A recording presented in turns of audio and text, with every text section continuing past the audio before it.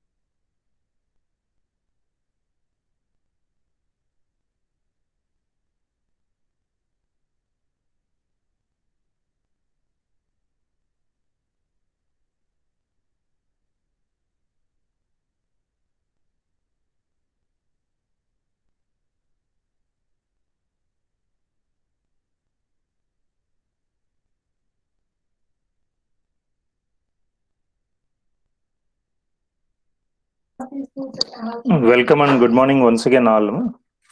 Good morning sir. Good morning. Right. So చూద్దాం ఇంకా కొంచెం ఒక 1 second.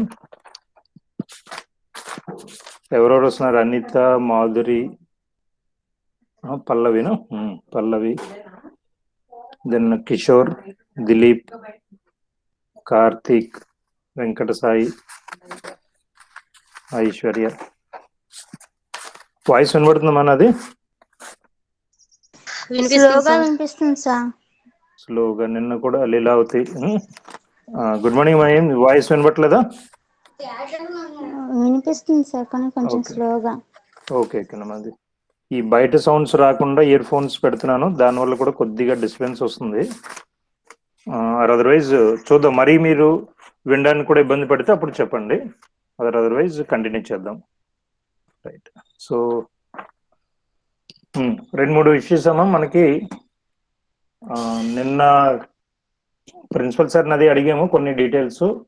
యాజ్ ఆఫ్ నౌ ఇప్పటిదాకా అయితే కనుక మనకి కాలేజీకి పిల్లల్ని డైరెక్ట్గా రండి, కాలేజీలో classes, physical classes, offline classes జరుగుతాయనేటువంటి మాట అయితే కనుక కన్ఫర్మేషన్ రాలేదు. చెప్తామని అన్నారు. ఇంకా స్పెషల్ ఇన్స్ట్రక్షన్స్ పరంగా డైరెక్ట్గా మనం కాలేజీకి రావడం గురించి ఇంకా మాట్లాడలేదు. ఫీ అది పే చేయడం గురించి చాలా మంది వస్తున్నారు. మీరైతే కనుక ఫీ ఎంత పే చేశారు కదా ఎగ్జామ్స్ వి? పే చేసేసాం sir. College fees exam fees రెండు ఒకసారి చేసాం సార్. ఓకేనమ్మా. So college fee and examination fee మీరు పే చేశారు కాబట్టి మీరు ప్రస్తుతానికి కాలేజీకి రాలేదు. సెకండ్ ఇయర్ వాళ్ళు ఫైనల్ ఇయర్ వాళ్ళు అయితే కనుక వస్తున్నారు. అంటే ఇది ఫీ పే చేయడం గురించి స్పెషల్ ఇన్స్ట్రక్షన్స్ కూడా ఏం చెప్పలేదు కాబట్టి ప్రస్తుతానికి ఆగండి. నేను కమ్యూనికేట్ చేస్తాను మీకు ఎప్పుడు రావాలి ఏంటి అనేది. రెండోది ఎగ్జామినేషన్ టైం టేబుల్ గురించి కూడా నిన్న అడిగాను ఏంటి అనేది. ప్రస్తుతానికి ఎగ్జామ్స్ టైం టేబుల్ కూడా మనం అనుకున్నట్టుగా ఆగస్ట్లో అనేటువంటిది అప్రాక్సిమేట్ డేట్ అయితే ఇచ్చారు 11th నుంచి అనేది. 11th కదమ్మా? సంహా 11th నుంచి ఎగ్జామ్స్ డేట్ అన్నారు. బట్ ఇంకా అఫీషియల్గా అయితే షెడ్యూల్ రాలేదు. Date wise day wise exam వైజ్గా అలాగా లిస్ట్ ఏమి రాలేదు. అది వచ్చినా సరే కూడా ఇమీడియట్గా మీకు పాస్ ఆన్ చేస్తాను. బట్ ఫస్ట్ సెమిస్టర్దే జరుగుతుంది అనేది అందులో నోటీస్ వచ్చింది. సో ఎక్కడ కూడా ఎగ్జామ్స్ జరగవు, 10th లాగా ఇంటర్ లాగా మనకి పాస్ చేస్తారు, ప్రమోట్ చేస్తారు అనే కాన్సెప్ట్ అయితే కనుక ప్రస్తుతానికి కనిపించలేదు. ఓకేనమ్మా?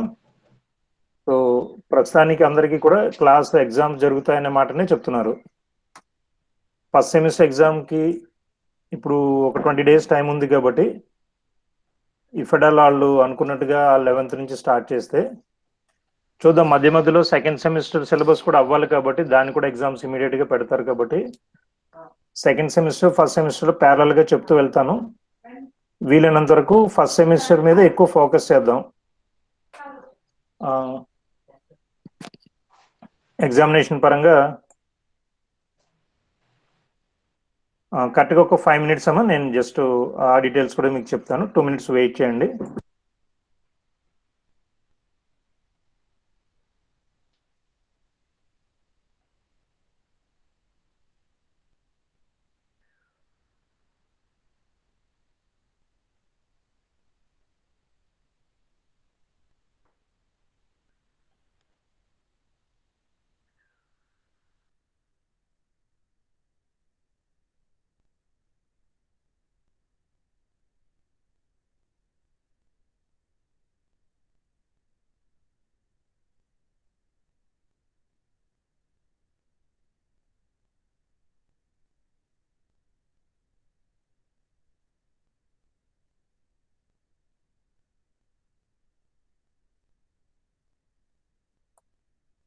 రైట్.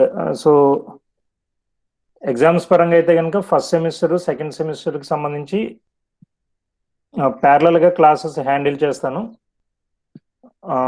ఎక్కువ సందర్భాల్లో ఫస్ట్ సెమిస్టర్ ఎగ్జామ్స్ ఇంకా ఇమ్మీడియట్గా అది రాయాలి కాబట్టి దాని మీద దృష్టి పెడదాం.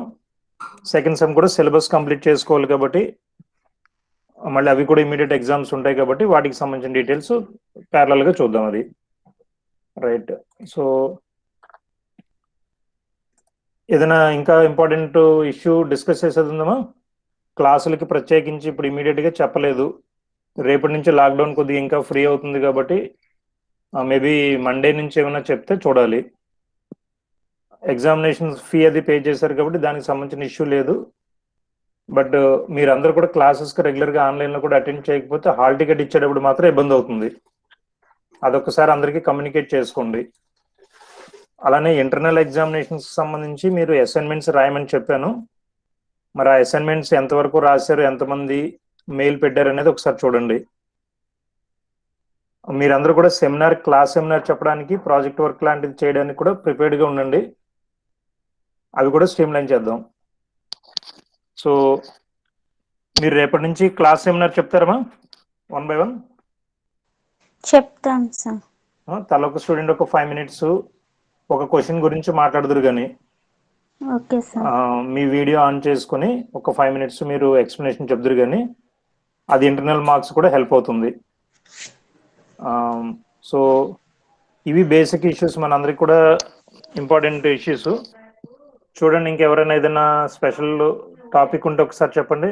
మీకు ఏమైనా doubt are issue? Sir second semester first సెమిస్టర్లో 7 subjects కదా సార్? అవునమ్మా. మీరు మనకి 5 జరుగుతున్నాయి కదా సార్, హ్యూమన్ వాల్యూస్ అవి చదవట్లేదు కదా సార్. ఫౌండేషన్ కోర్స్ గురించి నిన్న డౌట్ వచ్చింది కదా, ఏమైంది అనుకున్నావు? హ్యూమన్ వాల్యూస్ ఒకటి, ఇంకోటి ఐసీటీ ఉందా? అవి సెకండ్ సెమిస్టర్ అన్నట్టున్నారు కదా సార్ ఐసీటీ. అలా కదా, మీరు అసలు పర్యావరణం సార్. అవును ఎన్విరాన్మెంట్. ఇది ఇంకొకటి ఇంకొకటేమో ఆ 2 ఎథిక్స్ అండ్ హ్యూమన్ వాల్యూస్ అని. సరే ఒక పని చేద్దాం. ఇప్పుడు ఏం చేద్దాం అంటే ఆ ఫౌండేషన్ కోర్స్ నేను అన్నాను మీకు చెప్తానని, ఇప్పుడు కూడా నెట్లో నేను చూసి ఇమీడియట్గా చెప్తాను. ఆ, మనం చేయగలిగేది మన క్లాస్కి సంబంధించి ఆ ఇన్ఫర్మేషన్ మీకు ఎలాగో చెప్తాను. మన క్లాస్కి సంబంధించి క్లాస్ సెమినార్ చెప్పడం ద్వారా చాలా రకాలైనటువంటి ఇష్యూస్కి మనకి సొల్యూషన్ దొరుకుతుంది. ఎప్పటి నుంచి చెప్తారు క్లాస్ సెమినార్ మీరు? రేపటి నుంచి రోజుకి ఒక 5 minutes, అక్కడికి 1-2 minutes మనకి మనం చెప్పడానికి ట్రై చేద్దాం. ఇప్పుడు ఈ రోజు ఎవరైనా చెప్తారా? ఏదైనా ఒక టాపిక్ గురించి సార్. మనకి ఫస్ట్ సెమిస్టర్లో టాపిక్ కానీ సెకండ్ సెమిస్టర్లో టాపిక్ కానీ రేపటికి స్టార్ట్ చేస్తారా? ఈరోజు ఎవరైనా ప్రిపేర్డ్గా ఉన్నారమ్మా? నేను మీకు మొదటి నుంచి చెప్తున్నాను, బట్ సడన్గా కాకుండా మీకు కూడా హెల్ప్ అవుతుంది. ఒక టైం తీసుకుని రేపటి నుంచి చెప్తానంటే ఈరోజు మామూలుగా ఒక గ్రూప్ డిస్కషన్ లాగా స్టార్ట్ చేద్దాం. Okay sir. మిగతా బాయ్స్ అండ్ గర్ల్స్ ఎవరైనా రెడీ ఉన్నారమ్మా? ప్రిపేర్డ్గా ఉన్న వాళ్ళు అంటే అన్ప్రిపేర్డ్గా వద్దులేమో, అన్ప్రిపేర్డ్గా వద్దు మీరు. తప్పనిసరిగా ఫస్ట్ సెమిస్టర్లో కానీ సెకండ్ సెమ్లో కానీ 10 మార్క్స్ క్వశ్చన్ 5 మార్క్స్ క్వశ్చన్ తీసుకుని ఒక 10 పాయింట్స్ అని అనుకుని మైండ్లో మీరు ఆ పాయింట్స్ మీద ఫోకస్డ్గా మాట్లాడే ప్రయత్నం చేయండి, సరేనా? అది మీకు రివిజన్ కింద కూడా హెల్ప్ అవుతుంది. అన్ని టాపిక్స్ కూడా రివిజన్ అవుతాయి. ఒక్కొక్కరు ఒక క్వశ్చన్ చెప్తారు కానీ ఇప్పుడు ఇమీడియట్గా ఫస్ట్ ఒక టాపిక్ అర్థశాస్త్ర స్వభావము పరిధి వివరించండి అనే క్వశ్చన్కి ఇక్కడ ఉన్న వాళ్ళలో ఎవరు చెప్పగలుగుతారు రేపు? నేను చెప్తాను సార్, లీలావతి. అర్థశాస్త్ర స్వభావము పరిధి చెప్తారా? Yes sir. రైట్. అదే క్వశ్చన్ ఇంకెవరైనా చెప్తారమ్మా? ఆర్థిక శాస్త్ర విశ్లేషణ పద్ధతులు రెండో క్వశ్చన్. ఆర్థిక శాస్త్ర విశ్లేషణ పద్ధతులు ఎవరు చెప్తారు?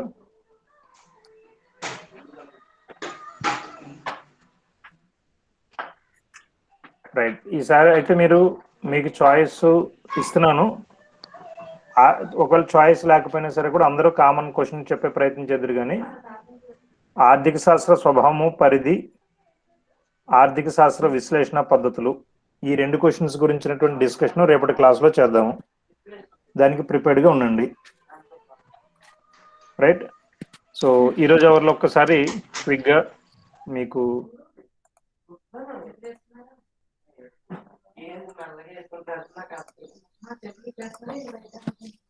అక్నో సిలబస్ ఇది మీకు స్క్రీన్ మీద కనిపిస్తుందా? ఇది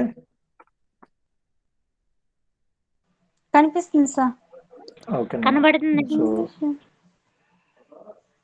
మనకి సిలబస్కి సంబంధించి ఇప్పుడు మీరు ఫౌండేషన్ కోర్సెస్ అని అన్నాము, skill development, life and skill development కోర్సుకి సంబంధించి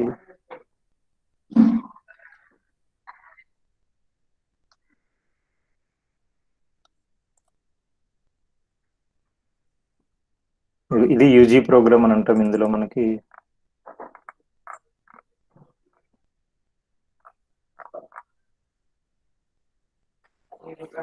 ఫస్ట్ సెమ్ లో కంపల్సరీగా మీకు స్క్రీన్ మీద కనబడుతున్నాయి కదా మీవి? కనిపిస్తున్నాయి sir. HVPE human values and professional ethics compulsory ఏమో అందరికీను, ఓకేనా? అలానే సెకండ్ సెమ్ లో environmental education, personality development and leadership analysis, skill development second and third sem. Entrepreneurship development ఉంది మాది, ఈడీ అనేది. వీటికి సంబంధించినటువంటి సిలబస్ కానీ వీటికి సంబంధించిన క్లాసెస్కి సంబంధించిన వివరాలు కానీ నేను మళ్ళీ ఈరోజు అవర్లో ఒకసారి అడిగి మన వాళ్ళని నేను మీకు చెప్తాను. Entrepreneurship development, HVP human values and professional ethics. అలానే నేను చెప్పేది సెకండ్ సెమ్లోకి వస్తుంది మీకు. అగ్రికల్చరల్ మార్కెటింగ్ అనేది ఇక్కడ నేను మీకు హైలైట్ చేస్తున్నాను. అగ్రికల్చరల్ మార్కెటింగ్ ఇది సెకండ్ సెమిస్టర్లో వస్తుంది. ఈ సెకండ్ సెమ్ని నేను చెప్తాను ఈ టాపిక్ ఒకటి. ఇప్పుడు ఫస్ట్ సెమ్లో ఉన్న స్కిల్ కోర్సెస్లో హెచ్విపి అండ్ ఎంటర్ప్రెన్యూర్షిప్ డెవలప్మెంట్ ఎవరు చెప్తున్నారు ఏంటి, అసలు మీకు సబ్జెక్ట్ పరంగా మీరు మిస్ అవుతున్నారా ఏంటి, ఎక్కడ మెటీరియల్, ఇవన్నీ డీటెయిల్స్ మధ్యాహ్నం నుంచి నేను కనుక్కొని మీకు చెప్తాను. సో ఇది మీరు యూనివర్సిటీ వెబ్సైట్లో చూడొచ్చు, ఇలాగ యూజీ ప్రోగ్రామ్ 2020-21 ఆన్వర్డ్స్ అనేది.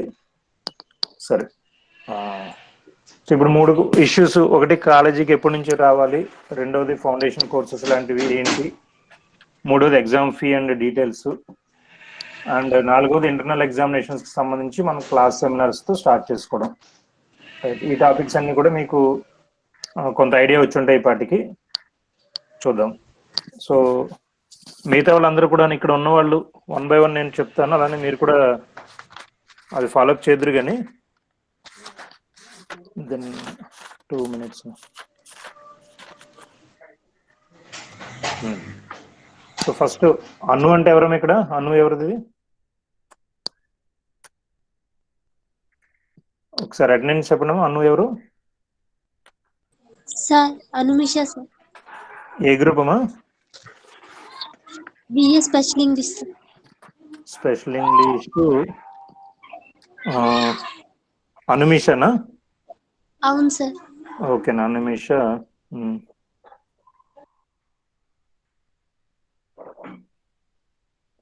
Right. So Anumisha. Then Bhavani, B Bhavani ఎవరమ్మా? ఏ గ్రూపు? వెంటనే చెప్పడానికి ఉంటుంది. బి భవానీ ఎవరమ్మా? శ్రీలేఖ ఎవరు జాయిన్ అయ్యారు ఇప్పుడు? Politics sir. భవానీ. గంగా భవానీనా? సరేనమ్మా, అవునండి. ఒక్క సెకండ్ అమ్మా.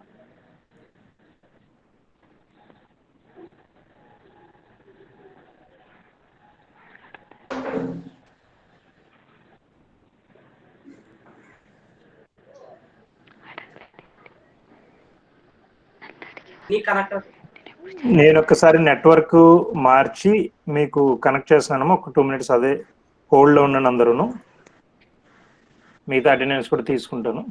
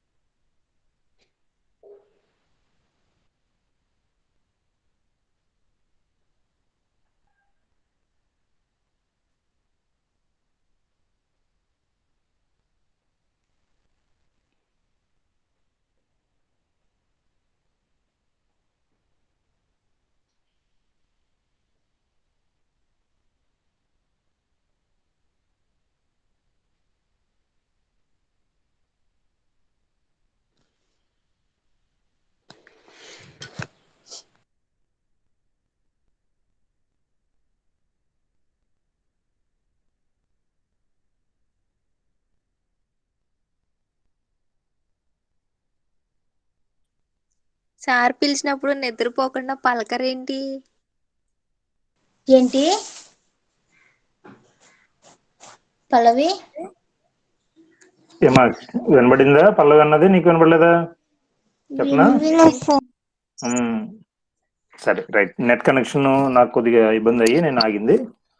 రైట్. సో ఇందాక ఎవరు మన వాళ్ళు? గంగా భవాని పలికిందమ్మా? రైట్ అమ్మా. Then next one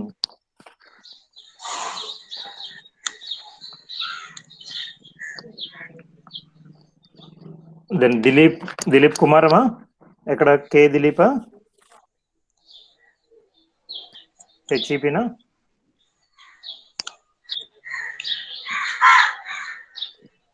online time కాబట్టి మనం చాలా ప్రొడక్టివ్గా వాడుకోవాలి టైంని. అన్నెసెసరీగా లేట్ చేసుకోవద్దు. నేను చెప్పడం కానీ మీరు మాట్లాడడం కానీ ఎక్కువసేపు ఉండగలగాలి. జస్ట్ మామూలు క్లాస్కి ఉన్న ఇంపార్టెన్స్ దీనికి ఉన్న ఇంపార్టెన్స్ డిఫరెంట్గా ఉంటుంది. దిలీప్ ఎవరమో ఉన్నాడా? రైట్. శ్రీలేఖ నీ వాయిస్ ఆన్లో ఉందేమో ఒకసారి చెప్పు. శ్రీలేఖ ఎవరు? ఏ గ్రూపు? HET sir. స్పెషల్ తెలుగమ్మా? అవును సార్. రెగ్యులర్గా రావట్లేదమ్మా నువ్వు? ఫోన్ ఎందుకు ప్రాబ్లం రాలేదు? సార్. అంటే ఏంటి ఫోన్ ప్రాబ్లం అంటే లేదా లేదు నెట్ లేదా సార్. ఏంటి? అవును సార్. సరేనమ్మా. సరే రెగ్యులర్గా రండి. అలానే మీతో పాటు ఫ్రెండ్స్ని కూడా జాయిన్ అవ్వమని చెప్పండి మీరు వాళ్ళని. సరే రైట్. సార్. మీరు వాయిస్ ఆఫ్ చేసుకోండి. నెక్స్ట్ క్లాస్ ఫాలో చేద్దరు కానీ. దిలీప్ వచ్చాడమ్మా? మీరు కనెక్ట్ అయిపోయి ఏదో రకం ఏ group? Politics sir. Politics. Right అమ్మా.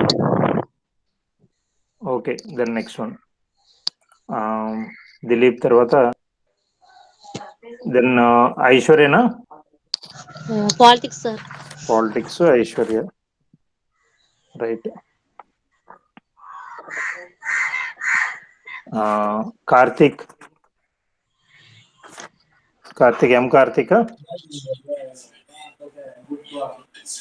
ఎం కార్తీక్ ఏడమా? Right. Kishore? HEP sir. HEP Kishore. B కిషోరా? అవును సార్. రైట్ అమ్మా. కిషోర్ నువ్వు కూడా కొంచెం రెగ్యులర్గా రావట్లేదు. సరే sir. Leelavathi? Politics sir. Politics Leelavathi. Okay right. Next one తర్వాత Pallavi Telugu. Right. Special Telugu. Right good. Then next one Srilekha ఇప్పుడు మాట్లాడింది. దెన్ నాని ఎవరమ్మా? కిరణ్ కుమార్. కిరణ్ అమ్మా. Okay right right. కిరణ్ ఒకసారి టైం తీసుకొని కొద్దిగా మిగతా వాళ్ళు కూడా చెప్పమ్మా. ఎక్కువ మంది కనెక్ట్ అవ్వట్లేదు. ఓకే సార్ చెప్తాను. Anitha? Special Telugu sir. Special Telugu. Then ఇంకెవరన్నా మిస్ అయ్యారమ్మా ఇందులో? ఇక్కడ ఉన్న వాళ్ళలో అటెండెన్స్ మిస్ అయిన వాళ్ళు ఎవరమ్మా? రమ్య సార్. రమ్య ఏది? వెంకట్ సార్. ఒక్క నిమిషం. వెంకట సాయి ఫస్ట్ ఏ గ్రూప్ అమ్మా? Politics sir. Venkata Sai. Okay. Next Ramya ఏదమ్మా?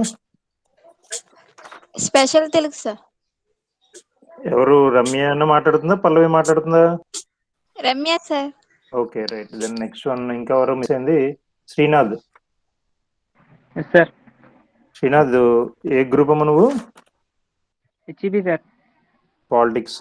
Okay right. రెగ్యులర్గా వస్తున్నావా శ్రీనాథ్? లేదు సార్, డిస్ప్లే పోయింది సార్ ఫోన్. ఓకేనమ్మా. మరి అది తొందరగా చేయించుకోగలగాలి. వేరే క్లాసెస్ అన్ని మిస్ అవుతాయి కదా. Right okay sir. Right right. So ఇంకెవరన్నా మిస్ అయ్యారమ్మా ఇక్కడ క్లాసెస్ పరంగా అటెండెన్స్? శ్రీవల్లి. శ్రీవల్లి ఏదమ్మా? ఏ గ్రూప్? ఏ గ్రూప్ అమ్మా? HEP sir. శ్రీవల్లి ఫస్ట్ లో వచ్చావా సరిగా? నిన్న రాలేదు సార్, వస్తున్నా సార్ క్లాస్ కి. హెచ్ఈపి లేదమ్మా. ఇదివరకు నా దగ్గర అసలు నీ పేరు కూడా లేదు కదా. ఇప్పుడు ఎవరెవరు వచ్చారో వాళ్ళందరిది నేను నోట్ చేసుకుంటున్నాను. రెగ్యులర్గా రావాలి. రైట్. ఈ మధ్యలో నేను 4 రోజులు లేను. అప్పుడు కాకుండా మామూలుగా శ్రీవల్లి నీ పేరు మరి నేను పాలిటిక్స్ కదమ్మా? అవును సార్. శ్రీవాణి వచ్చింది ఇంగ్లీష్ అమ్మాయి. అలానే శ్రీవల్లి నేను చూస్తానమ్మా. అందులో అటెండెన్స్ లిస్ట్ లో కూడా ఉంటుంది. Right right. సో సో మన క్లాస్ కి సంబంధించిన డీటెయిల్స్ మాట్లాడుకుంటే ఇష్యూస్ అన్ని చూస్తూనే ఎగ్జామినేషన్ పరంగా మనకి మైక్రో ఎకనామిక్స్లో సూక్ష్మార్థశాస్త్రం ఫస్ట్ సెమిస్టర్ ఉన్నటువంటి టాపిక్స్లో ఏమేంటి ఇంపార్టెంట్ క్వశ్చన్స్ ఉంటాయనేటువంటిది నేను మాట్లాడుకున్నాం. మీ అందరికీ కూడా వినబడుతుంది కాబట్టి మళ్ళీ క్లియర్గా చెప్తున్నాను. రేపటి నుంచి సెమినార్స్ స్టార్ట్ చేయండి. క్లాస్ సెమినార్ స్టార్ట్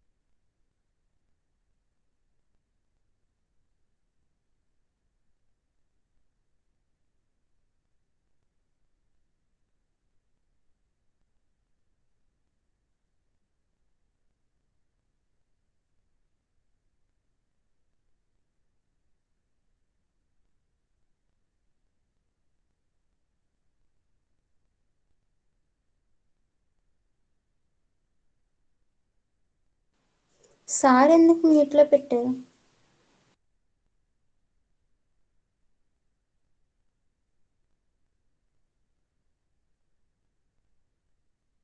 నువ్వు మాట్లాడతావా లేదని చూస్తున్నారు సార్. పల్లవి ఎందుకలా డైలాగ్ వేస్తున్నా? స్టార్ట్ చేసావా చదవడం? లేదే. చదువుకోండి ఫస్ట్. మీరున్నారుగా సీనియర్స్, బాగా చదివి పాస్ అయిపోతే మళ్ళీ మేము బ్లాక్ లాక్స్ ఉంచుకుందామని ఆలోచిస్తున్నాం. మనమే మాట్లాడుకోవాలి చదువు గురించి. టాపర్స్ ఎవరు కదా బ్యాక్లాగ్స్ అన్నారు? లీలావతి. ఏ లీలావతి? కే లీలావతి. ఏ ఆగు, ఇద్దరు టాపర్స్ మాట్లాడుకున్నాను, నువ్వు కంగారు. ఇక్కడ ఎవరు సార్ వింటారా? ప్లీజ్. సాయి. ఇక్కడ ఎవరు టాపర్స్ లేరు, మీరే ఉన్నారు టాపర్స్. అందులో టాపర్స్ లీలావతి ఒకటి, సాయి ఒకటి, పల్లవి, వీళ్ళ ముగ్గురు ఉన్నారు. అన్నయ్య అరే అబద్ధానికి మూసుకోరా హద్దు రే. పద్దు లేరు. సార్ వెళ్ళిపోయారుగా. ఏమో మళ్ళీ వస్తారేమో వెళ్ళిపోయి. ఏమో ఇందాకనే మీట్లో పెట్టేశారు. 11 వరకు క్లాస్ కంటిన్యూ అయ్యిద్ది కానీ ఏ డ్రిల్ పీరియడ్ ఇప్పుడు. వెళ్ళి ఆడుకోండి. కబడ్డీ ఆడుకోరా బ్యాచ్ అయితే. అనుకుంటాము. ఇది కబడ్డీ ఏమో అందరూ బ్యాచ్. సాయి సైలెంట్ దెబ్బలు ఎక్కువ వేస్తున్నాడు.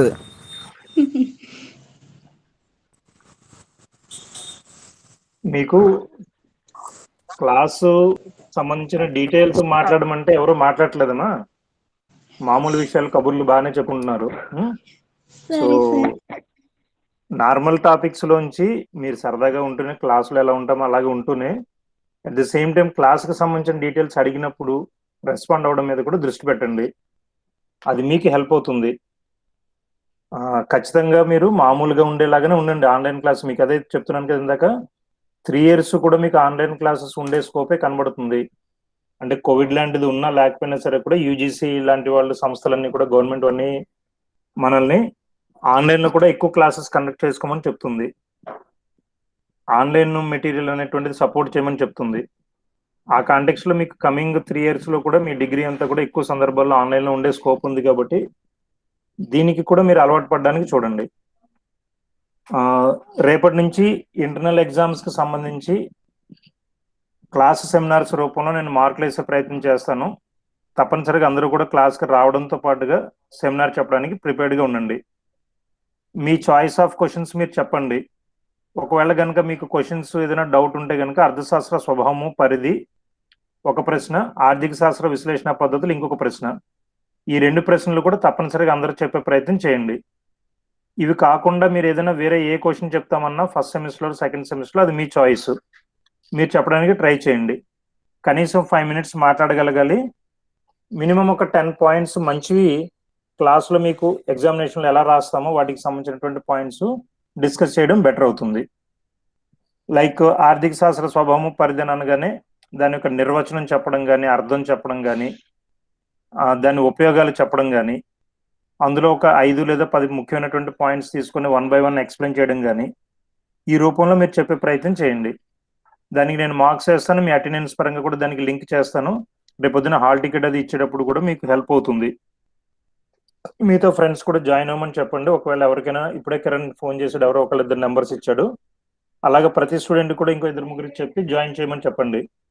ఒకవేళ ఎవరికైనా ఏదైనా విషయం తెలియకపోతే తప్పనిసరిగా వాళ్ళు మామూలు ఫోన్ అయినా చేయమని చెప్పండి. అంతే తప్పితే అసలు మాకేం సంబంధం లేదు, తెలియదని మాత్రం ఊరుకోవద్దని చెప్పండి. ఎవరిలో ఒక్కసారి మళ్ళీ నిన్నటి క్లాస్లో అయితే కనుక ఇంపార్టెంట్ క్వశ్చన్ లిస్ట్ అంతా కూడా చెప్తూ వస్తున్నాను.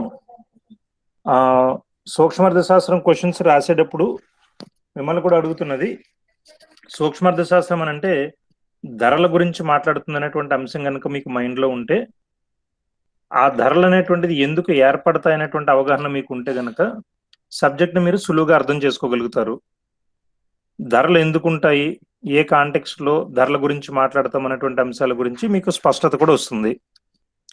అలానే మీకు ఇందులో ఉత్పత్తికి సంబంధించినటువంటి అంశాల్లో ఉత్పత్తిదారుడికి సంబంధించినటువంటి మెయిన్ అంశాలు ఉన్నప్పుడు ప్రొడక్షన్ ఫంక్షన్ అని, ఉత్పత్తి ఫలము అని, లేకపోతే కాబ్డగ్లస్ ఉత్పత్తి ఫలము అని, దాంతోపాటుగా సమ వ్యయ రేఖలు అని, సమోత్పత్తి రేఖలు అని, ఐసోక్వాయింట్స్ అని, ఐసోకాస్ట్ లైన్స్ అని, సమోత్పత్తి రేఖలు సమవ్యయ రేఖలు అని, విస్తరణ పదము అని, అవకాశ వ్యయము అనేది, అలానే ప్రొడక్షన్ పాసిబిలిటీ కర్వ్ అని అంటాము, ఎంతవరకు ఉత్పత్తిని పెంచుకోగలుగుతామని చెప్పేటువంటి కొన్ని అంశాలు ఉన్నాయి. ఇలాంటివి ఫస్ట్ ఇయర్లో మనం ఇంటర్మీడియట్లో అవి నేర్చుకున్నా సరే కూడా కొద్దిగా చిన్నపాటి గ్రాఫ్స్ అను, లేకపోతే కొద్దిగా మ్యాథమెటికల్ అప్రోచ్ ఉంటుందనో కొన్ని పాయింట్స్ మనం పెద్దగా ఫాలో చేయడానికి ఇష్టపడకపోతూ ఉండొచ్చు, చాలా మంది చాయిస్లో వదిలేసి ఉండొచ్చు. అలాంటి టాపిక్స్ కూడా ఒక్కసారి 1-2 పాయింట్స్ ఈరోజు క్లాస్లో మీకు చెప్పే ప్రయత్నం చేస్తాను.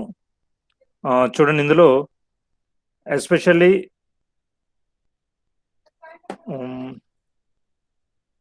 రైట్ మీకు చూడండి, ఇందులో సమోత్పత్తి రేఖ, ఐసోక్వాయింట్ అని అంటాము. సమోత్పత్తి రేఖ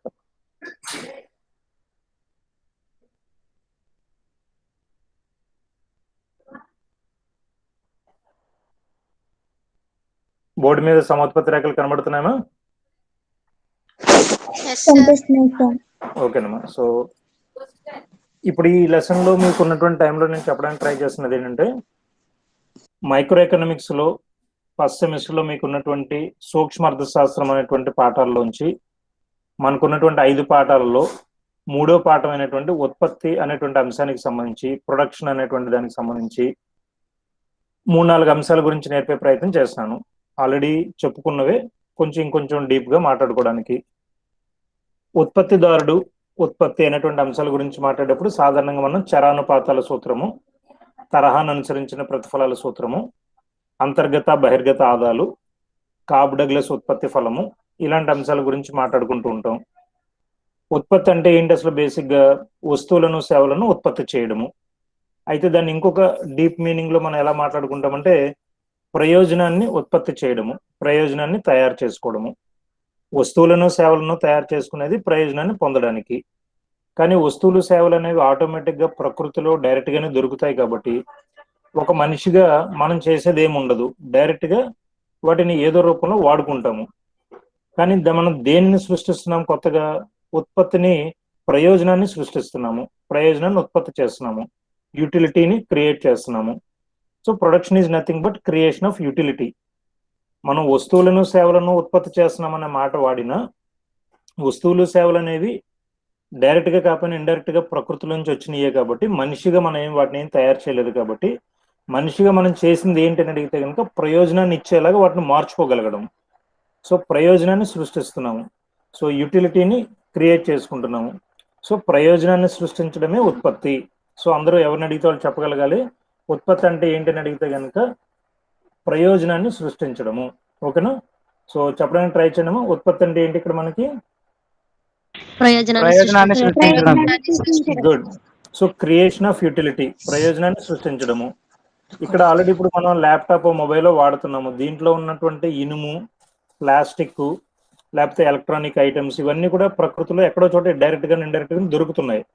కానీ వాటన్నింటినీ కూడా ఒక అసెంబుల్ చేసుకుని ఒక ఆన్లైన్ క్లాస్ పెట్టుకోవడానికి వీలుగా మనం వాటిని కేవలం మార్చుకున్నాం అంతే. అవన్నీ ఆల్రెడీ రెడీమేడ్ గానే దొరుకుతున్నాయి ఎక్కడ ఒక చోట ప్రకృతిలో. సో వాటిని మనం అన్ని దగ్గరికి చేర్చుకుని మనకు ఉపయోగపడేలా క్రియేట్ చేసుకున్నాం. దాన్ని క్రియేషన్ ఆఫ్ యూటిలిటీగా చెప్తాము. So production is nothing but creation of utility, ప్రయోజనాన్ని సృష్టించడము. ఈ ప్రయోజనాన్ని సృష్టించేటప్పుడు ప్రధానంగా మనం బేసిక్ ప్రిమైజ్ మనకి ఏముంటుందంటే ఎందుకోసం ప్రయోజనాన్ని సృష్టిస్తున్నాం ఏంటనేది మాట్లాడుకుంటే ఎక్కువగా వస్తువులని సేవలని తయారు చేసుకుంటే ఎక్కువ ప్రయోజనం వస్తుంది. ఎక్కువ ప్రయోజనం వస్తే మనకి ఎక్కువ సంతోషంగా ఉండగలుగుతాము, ఎక్కువ సంక్షేమాన్ని మనం పొందగలుగుతాము, ఎక్కువ రోజుల పాటు ఆనందంగా ఉండగలుగుతాము. సో మనిషికి సంబంధించినంత వరకు కూడా ఒక ఇంపార్టెంట్ ఇష్యూ, ఎక్కువ రోజుల పాటు ఎక్కువ సందర్భాలలో ప్రయోజనాన్ని పొందుతూ సంతోషంగా ఉండాలనేటువంటి ఆలోచన ఉంటుంది. కాబట్టి దానికోసం ఆ ప్రయోజనాలను ఎక్కువగా పొందాలి అని అంటే కనుక ఎక్కువ వస్తువులను సేవలను తయారు చేసుకోవాలి. ఆ ఎక్కువ వస్తువులు సేవలను తయారు చేసుకునే క్రమంలో ఖర్చులు తక్కువగా అవ్వాలి. మినిమైజింగ్ ది కాస్ట్, ఖర్చులు తక్కువగా అవుతూ ఉండాలి, ప్రయోజనాలు ఎక్కువ పొందుతూ ఉండాలి. Profit maximisation, maximising the benefit. So లాభము ప్రయోజనము ఎక్కువగా ఉండాలి, ఖర్చులు తక్కువగా ఉండాలి. ఇవి ఏం చేస్తే వస్తుంది ఖర్చులు తగ్గడము లాభం పొందడం అనేటువంటిది ఎక్కువగా ఎలా వస్తుంది అనేటువంటి దాని గురించి మాట్లాడితే అవి చరానుపాతాల సూత్రము, తరహాను అనుసరించిన ప్రతిఫలాల సూత్రము లాంటి సూత్రాలు మనకి నేర్పిస్తాయి. So law of variable proportions and law of returns to scale అనేవి మనకి minimising the cost, maximising the benefit, ఖర్చులు తగ్గడము లాభాలు పెరగడం అనేటువంటి అంశాల గురించి అవి నేర్పిస్తాయి. ఎస్పెషల్లీ ఉత్పత్తిదారుడు అనేటువంటి వాడు లాభాలను పెంచుకోగలిగితే, ఖర్చులు తగ్గించుకోగలిగితే ప్రయోజనం ఏముంటుందంటే ఎక్కువ ఉద్యోగ అవకాశాలు కల్పించబడతాయి, ఎక్కువ వస్తువులు సేవలు వస్తాయి, జనానికి ఎక్కువ ఉద్యోగాలు వస్తాయి. సో వ్యవసాయం బాగా జరిగితే, రైతులు బాగుంటే ఎక్కువ మంది పని దొరుకుతుంది. ఒక మిల్లర్ బాగుంటే, ఒక వాటికాల్లో మనకి సంబంధించినంత వరకు కూడా ఒక మిల్లర్ బాగుంటే లేదా ఒక పారిశ్రామికవేత్త బాగుంటే ఎక్కువ ప్రయోజనం వస్తుంది, ఎక్కువ మందికి ఉద్యోగ అవకాశాలు దొరుకుతాయి. సో ఉత్పత్తి అనేటువంటి పాఠం నేర్చుకోవడం వెనకాల మనకున్నటువంటి ఇంపార్టెన్స్ ఏంటి అని అడిగితే ఎక్కువ మంది ఎక్కువ రోజులు సంతోషంగా సంక్షేమాన్ని పొందుతూ ఉండడానికి వస్తువులు సేవలు అవసరం. కాబట్టి వాటిని తక్కువ ఖర్చుతో ఎక్కువ ప్రయోజనాన్ని పొందుతూ ఉండేలాగా ఉత్పత్తి చేయడానికి ఏం చేస్తే బాగుంటుంది అనేటువంటి సమస్య వచ్చినప్పుడు చరానుపాతాల సూత్రము, తరహాను అనుసరించిన ప్రతిఫలాల సూత్రం అనేవి వాటికి పరిష్కారాలను సూచిస్తాయి. అందుకోసం వాటిని మనం నేర్చుకుంటూ ఉంటాము. అవి నేర్చుకునే క్రమంలో అది థీరీ, పెద్ద సిద్ధాంతము. అవి నేర్చుకునే క్రమంలో చిన్న చిన్న కాన్సెప్ట్స్, భావనలు, పదాలు, ఏబిసిడి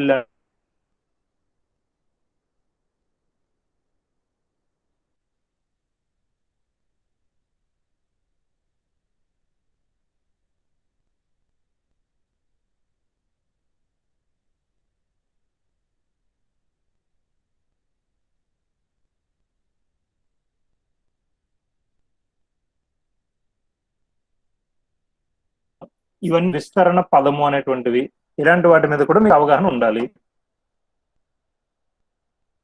నోట్స్ లాంటిది పెట్టుకుంటే ఆ పక్కనే రన్నింగ్ నోట్స్ లో కూడా పాయింట్స్ నోట్ చేసుకుంటూ ఉండొచ్చు. ఫస్ట్ థింగ్ ఇది ఐసోక్వాంట్ అంటే సముత్పత్తి రేఖ అంటే ముందుగా మనకు ఉత్పత్తి కారకాలను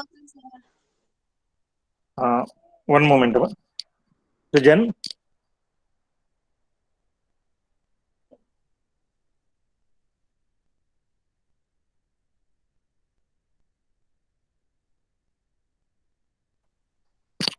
ఒకసారి మళ్ళీ ఎక్కువ బ్రేక్ అయితే కనుక చెప్పండి అమ్మా.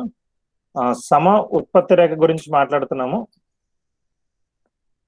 సమ ఉత్పత్తి రేఖలో భాగంగా ఉత్పత్తి కారకాలు అనేటువంటి వాటిని తీసుకుంటాం మనం. ఉత్పత్తి కారకాల్లో ఫ్యాక్టర్స్ ఆఫ్ ప్రొడక్షన్ లో మెయిన్ గా 2 ఉత్పత్తి కారకాలు తీసుకుంటాము. ఒకటి లేబర్ అండ్ క్యాపిటల్, శ్రామికులని మూలధనాన్ని లేదా యంత్ర పరికరాలని 2 ఉత్పత్తి కారకాలను మెయిన్ గా తీసుకున్నప్పుడు, ఇప్పుడు వాయిస్ వినబడుతుందమ్మా?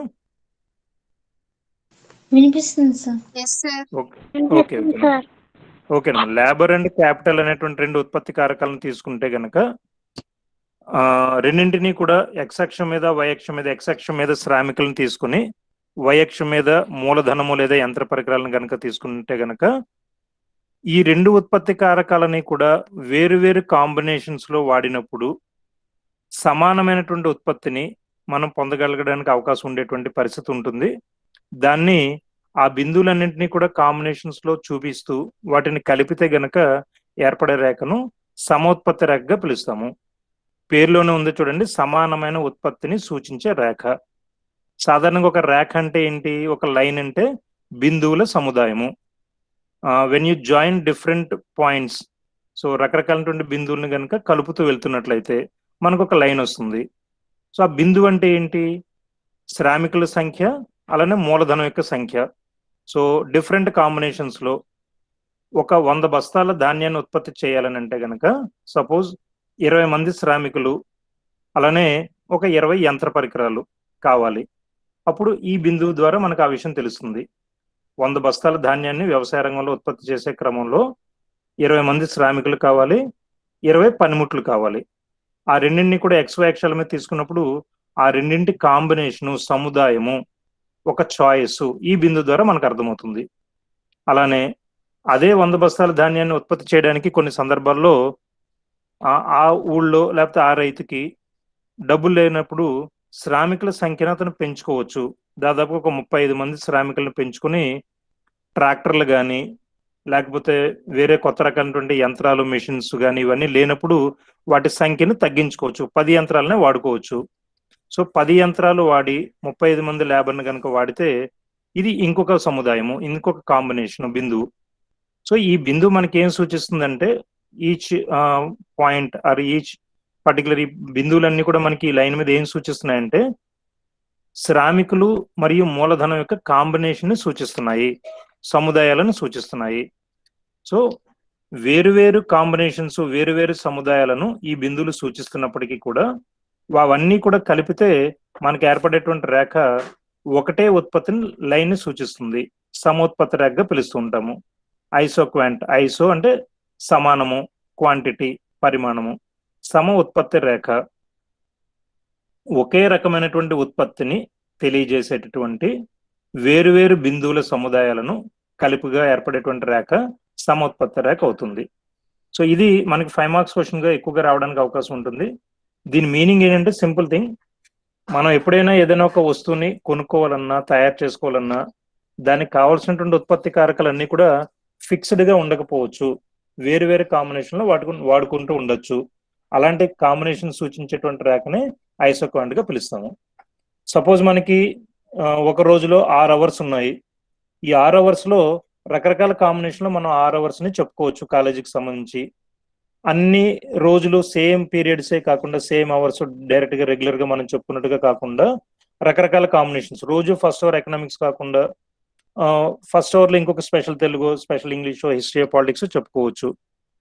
బట్ 6 అవర్లు కూడా ఒక రోజులో చెప్పుకోవాలి కాబట్టి వేరు కాంబినేషన్స్ మనం ఉపయోగించుకోవచ్చు. అలాంటి వేరు కాంబినేషన్స్ ని చెప్పడం ద్వారా ఒక రైతుకి లేదా ఒక ఉత్పత్తిదారుడికి తక్కువ ఖర్చుతో ఏ కాంబినేషన్ వాడుకుంటే గనక అతను బెనిఫిట్ పొందుతాడు అనేటువంటి విషయం అతనికి అర్థమవుతుంది. సింపుల్ థింగ్, ఐసోక్వాంట్ అనేది మనకి రకరకాల చాయిస్లను చూపెడుతుంది, రకరకాల ఆప్షన్స్ ని చూపెడుతుంది, రకరకాల కాంబినేషన్స్ ని, సముదాయాలను సూచిస్తుంది. మనకి ఇష్టం వచ్చినటువంటి కాంబినేషన్ ని, మనకి ఇష్టం వచ్చినటువంటి సముదాయాన్ని ఎంచుకోవడానికి ఇది హెల్ప్ చేస్తుంది.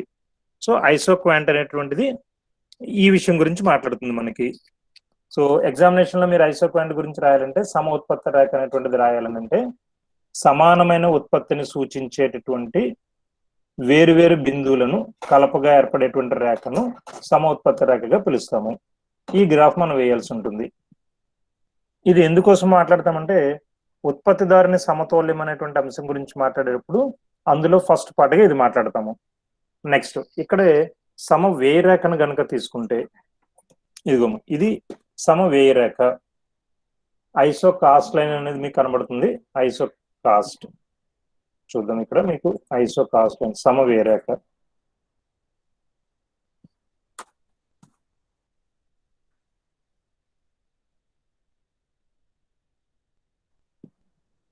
ఆల్రెడీ ఫస్ట్ సెమిస్టరే మర్చిపోయామండి అన్ని సబ్జెక్టులు. ఏవో 4 క్వశ్చన్స్ గుర్తుపెట్టుకున్నాం. మళ్ళీ లేనిపోని మళ్ళీ కొత్త టాపిక్స్ ఏంటివి టాపిక్స్ ఇవన్నీ కూడా అవసరమా? ఆల్రెడీ ఉన్న క్వశ్చన్స్ కి ఇవంతా కూడా హెడేక్ అవసరమని అనుకోవద్దు.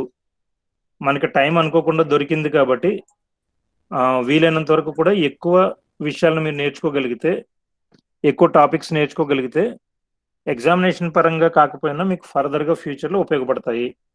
ఈ ఎగ్జామినేషన్లో కూడా ఇవన్నీ కూడా 5 మార్క్స్ క్వశ్చన్స్గా రావడానికి స్కోప్ ఉంది. ఎక్కువ విషయాలను వినే కొద్దీ ఆటోమేటిక్గా మీ మైండ్లో క్లారిటీ పెరుగుతుంది. శ్రీలేఖ చెప్పమేమన్నా ప్రాబ్లం ఉందమ్మా?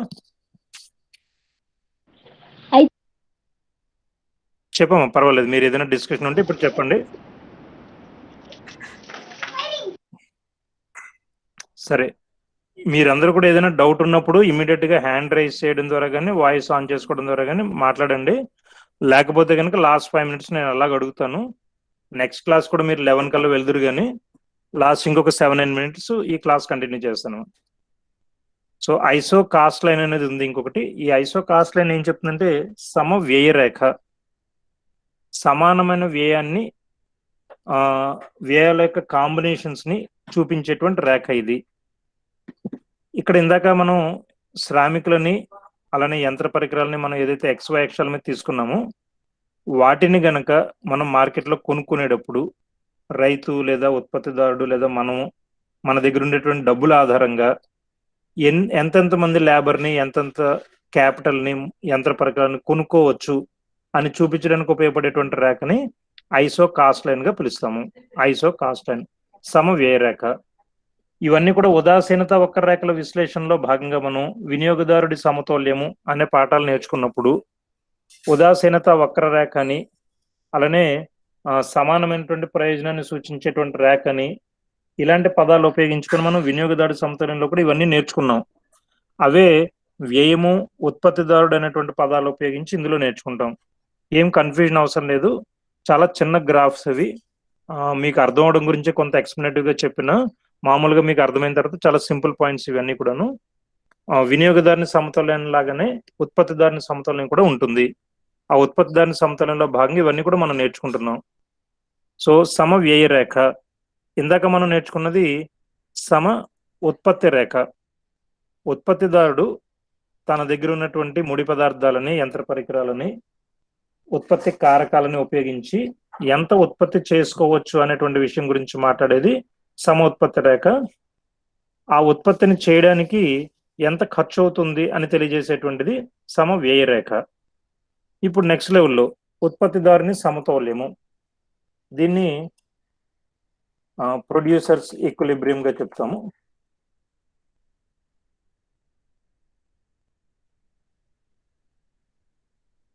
ప్రొడ్యూసర్స్ ఈక్విలిబ్రియం చూడండి. ఇక్కడ ఈ గ్రాఫ్ లో మీకు కనిపిస్తూ ఉండొచ్చు.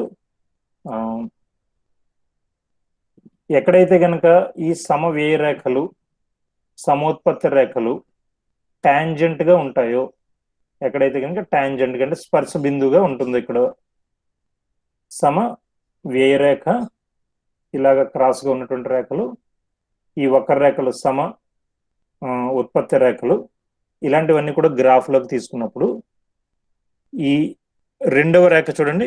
ఈ రెండవ రేఖ ఏదైతే ఉందో ఇక్కడ సమ వ్యయ రేఖకు స్పర్శ బిందువుగా ఉంది. అంటే ఇక్కడ మీకు ఇది కనబడుతుంది. ఇలా చూడండి,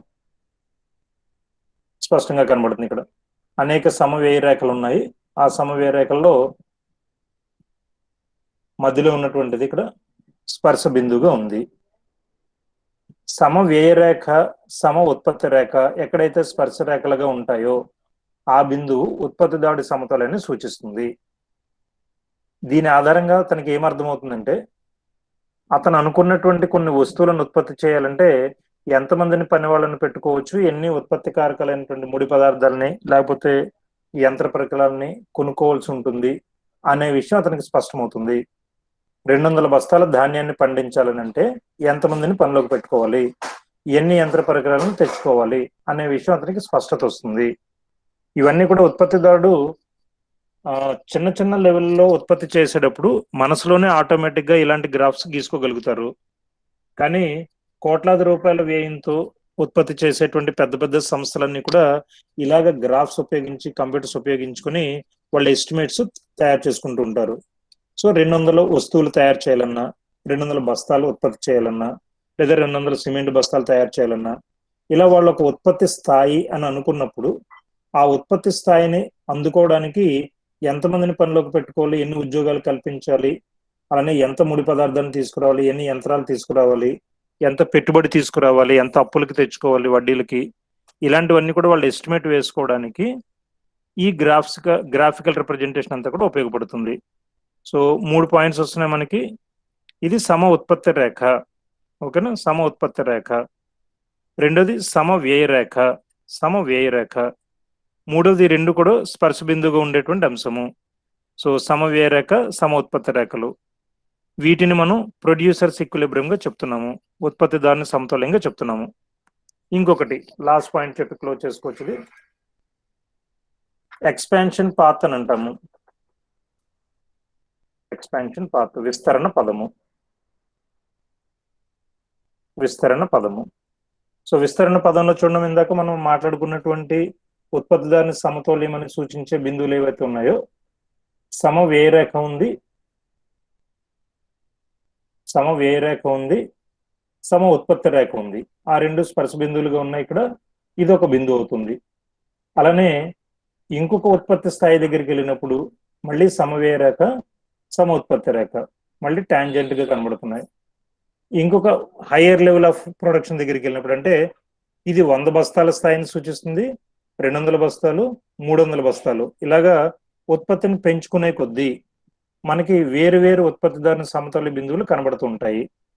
ఇలాగ ఉత్పత్తిదారుని సమతౌల్యంగా పిలువబడుతున్నటువంటి బిందువులను కలపగా ఏర్పడేటువంటి రేఖను, ఈ రేఖను విస్తరణ పదంగా చెప్తాము. విస్తరణ పదము అంటే తక్కువ ఖర్చుతో ఎక్కువ ఉత్పత్తి ఎలా చేయొచ్చు అనేటటువంటిది ఉత్పత్తిదారునికి అవగాహన ఇవ్వడానికి ఈ గ్రాఫ్ మనకి హెల్ప్ చేస్తుంది. నేను మళ్ళీ చెప్తున్నాను, మన సందు చివర ఉండే పానీపూరి బండి వాళ్ళ దగ్గర నుంచి, కూరగాయల దగ్గర నుంచి, సైకిల్ మీద అమ్ముకునేటువంటి చిన్న ఇంటికి వచ్చి అమ్ముకునేటువంటి తట్టలు అమ్ముకునేటువంటి కూరల వాళ్ళ దగ్గర నుంచి అందరికీ కూడా మనసులో ఈ గ్రాఫ్ వస్తుంది. ఈ సమ ఉత్పత్తి రేఖ అనే గ్రాఫ్, సమ వ్యయ రేఖ అనేటువంటి గ్రాఫ్, అలానే ఉత్పత్తిదారుని సమతౌల్యం రేఖ, విస్తరణ పదము. ఇది సందు చివరన ఉన్నటువంటి షాప్ వాళ్ళు కూడా మనసులో ఈ గ్రాఫ్ అంతా వేసుకుంటారు. దీని ఆధారంగా ఏం చేస్తారు, మెయిన్ గా తక్కువ ఖర్చుతో ఎక్కువ ఉత్పత్తి ఎలా చేయాలి, ఎక్కువ వ్యాపారం ఎలా చేయాలి అనేటువంటి ఆలోచన చేసుకుంటారు.